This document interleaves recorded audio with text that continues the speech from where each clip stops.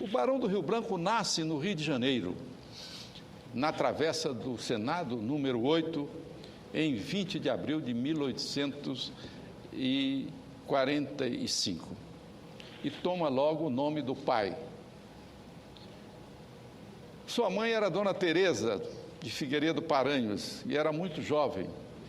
Ela tinha 16 anos e o Visconde casara-se quando ela tinha 12 anos. Aos 10 anos, o Barão do Rio Branco ingressa no Colégio Pedro II, onde foi um aluno talentoso e brilhante e não recebeu o diploma do curso de letras porque ele desejava entrar e ser diplomado em ciências jurídicas e sociais. Estudou por 3 anos na Faculdade de Direito de São Paulo, passando depois para a Faculdade de Direito do Recife, onde ele recebeu o grau de bacharel em 1866. Tinha, então, 22 anos incompletos. As duas faculdades, como todos nós sabemos, eram os centros intelectuais do país, onde estudaram Rui Barbosa, Joaquim Nabuco, Castro Alves e tantos outros. Formou-se em dezembro de 66, seguiu para a Itália, para a Alemanha, para a Áustria, França, Inglaterra, Espanha, com a grande curiosidade intelectual que o levava a visitar museus, arquivos, bibliotecas, além de conhecer hábitos e línguas de diversos países. Toma o gosto que o acompanhará pela vida inteira das estações de água, como Baden-Baden, onde retornou muitas vezes durante a sua vida. Mas ele era um homem que gostava da boa mesa, tinha o gosto de viver, de espetáculos, da boêmia e de cultivar amizades.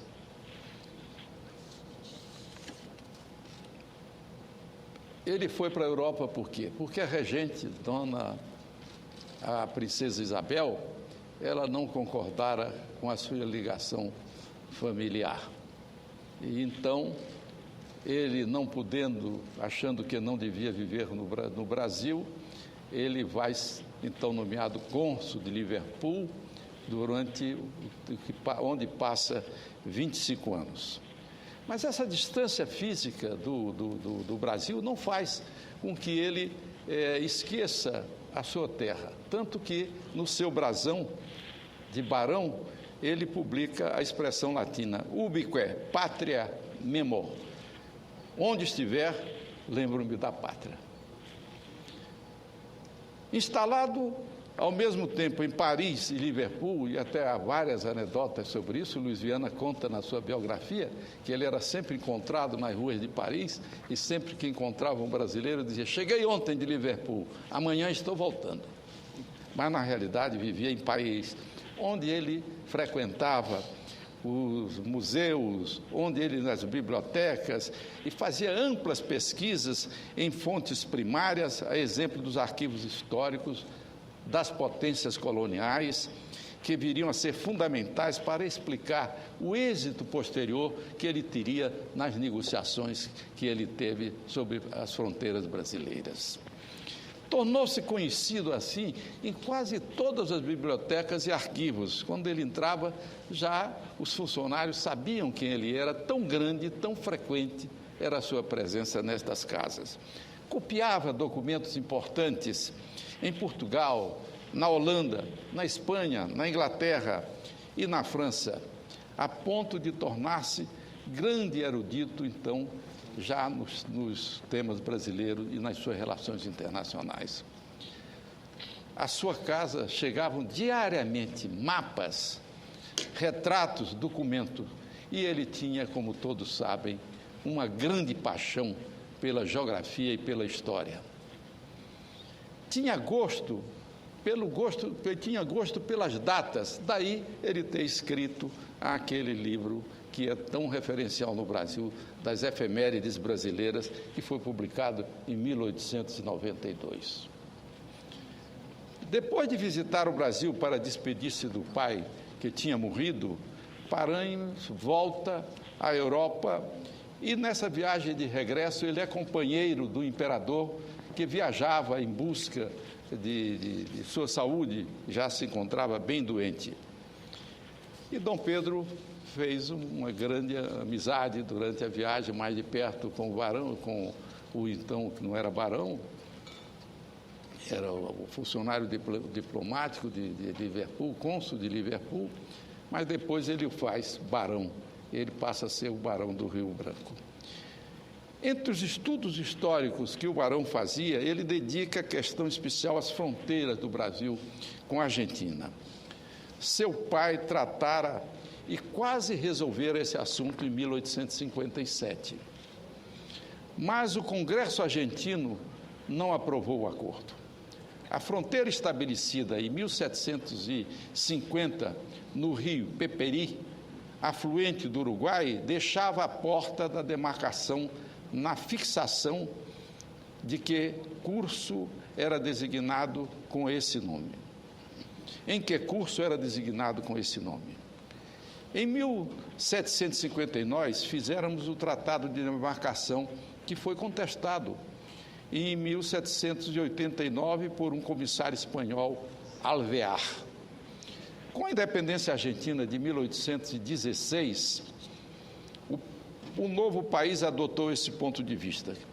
Quintino Bocaiúva, ministro das Relações Exteriores do governo provisório da República, assinara um tratado com seu correspondente Stanislau Zeballos, desta vez vetado pelo Exército Brasileiro e rejeitado pelo Congresso Nacional. Todos que aqui estão presentes, diplomatas e grandes estudiosos da história do Brasil, conhecem perfeitamente esses fatos, mas estou repetindo para fixá-los na nossa memória os serviços que Rio Branco prestou ao nosso país. Os dois países haviam finalmente concordado em submeter a questão ao presidente dos Estados Unidos, que então era o presidente Cleveland. Floriano acaba designando Rio Branco para defender o Brasil.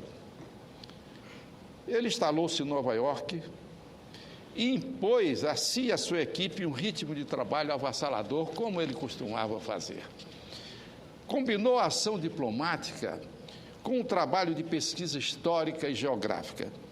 Conseguiu as instruções dadas aos demarcadores de 1758, que desmontavam completamente o argumento argentino. Cercou-se de mapas e, a 6 de fevereiro de 1895, o secretário de Estado americano, que se chamava Gresham, anuncia: o laudo é a favor do Brasil. Peço-me licença aqui para deter um pouco mais num caso que é muito caro para mim, que é o problema do contestado com a França, isto é, a incorporação pacífica do território do Amapá ao Brasil. Vitorioso na questão da Argentina, o barão logo volta suas vistas para a questão com a França. Mesmo antes de ser designado para essa tarefa, ele já estudava esse assunto. A campanha seria árdua. Rio Branco voltara ao consulado de Liverpool, seu posto formal, que manteve até 1896. Mas já 31 de abril de 95, estava na sua residência francesa, na Vila Molitor, número 15. Nos próximos 5 anos, ele se dedica num trabalho gigantesco à construção da vitória. Ele forma relações pessoais com as famílias dos dirigentes suíços, envolve o corpo diplomático, se insinua, faz pesquisa histórica e, sobretudo, sustenta a posição brasileira diante do árbitro, como grande negociador e como grande diplomata que ele era. O Amapá passa a ser, então, o único estado do Brasil que se tornou brasileiro pela vontade de ser brasileiro. Um sangrento episódio que ocorreu na cidade do Amapá, que então pequena cidade do Amapá, com a França acordem e o Brasil faz com que a França acorde em resolver esse problema por todo o tempo. O que aconteceu é que havia um homem chamado Trajano, que era um brasileiro, que passara para as forças francesas e se encontrava na cidade do Cunani, na vila do Cunani, onde ele costumava erguer a bandeira francesa. Então, os brasileiros acharam que deviam ir e baixar a bandeira francesa, os amapaenses, e levantar a bandeira brasileira. Os franceses, vindos de Cayena, sob o comando do capitão Lunier, ele então invade a cidade do Amapá, tem uma grande luta, onde o capitão francês é morto pelo Veiga Cabral, o famoso Cabralzinho, que depois veio a ser general honorário do governo brasileiro, e os franceses, tomados de um grande espírito de vingança, fazem um verdadeiro massacre nessa cidade, com mais de 70 pessoas mortas. Isso teve uma grande repercussão na Europa, principalmente na França, onde os jornais diziam que a França ela não fora feita para massacrar ninguém no mundo inteiro, e a própria França ela se revoltou e sentiu a necessidade de resolver o problema do contestado. E o Barão, então, aproveitou essa oportunidade para escolher um árbitro para essa questão, que toda ela se localizava em saber se o rio Pinzon era o rio Oiapoque e não o rio Araguari. A partir de então, é escolhido o governo suíço, que o Barão não deseja que fosse o árbitro da questão, porque ele achava que era um colegiado, onde era difícil de negociar, mas com a sua capacidade ele diz: estou armado de todos os mapas e facsímiles que puderam ser encontrados na França, Alemanha, Inglaterra, Espanha, e completou o estudo do que está impresso, adquirindo livros, folhetos que não tinha. Então, ele monta um gabinete de trabalho na França dedicado exclusivamente a isso.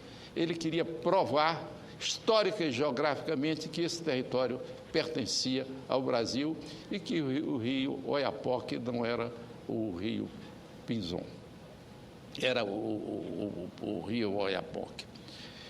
E nessa negociação há uma coisa interessante: o Rio Branco, ele com seu gênio, ele então estuda tanto o problema que ele inverte, dizendo que a questão não era o rio Pinzon, mas que o Brasil se sentia, de acordo com os mapas históricos, a reivindicar o que a França tinha como Guiana Francesa, além do rio Apronhague e o rio Maroni.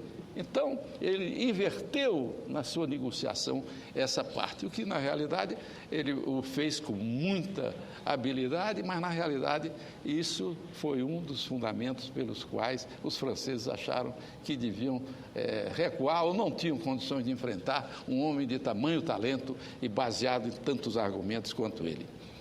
E, em agosto de 98, nós ratificaram-se os termos em que devia ser julgada a pendência, e a designação do representante brasileiro foi, então, concertada entre os dois presidentes. E em 1º de dezembro de 1900, o secretário do Departamento Político da Suíça anuncia a vitória do Brasil. E o Barão do Rio Branco, então, preparou uma cena para receber essa notícia. Colocou o busto do seu pai na sala atrás para ver a vitória do Brasil e, talvez, com uma certa vaidade, do seu filho. E ainda para dar um ar cinematográfico, vamos dizer, a essa reunião, ele pôs numa cadeira os 12 volumes das argumentações que baseavam a vitória do nosso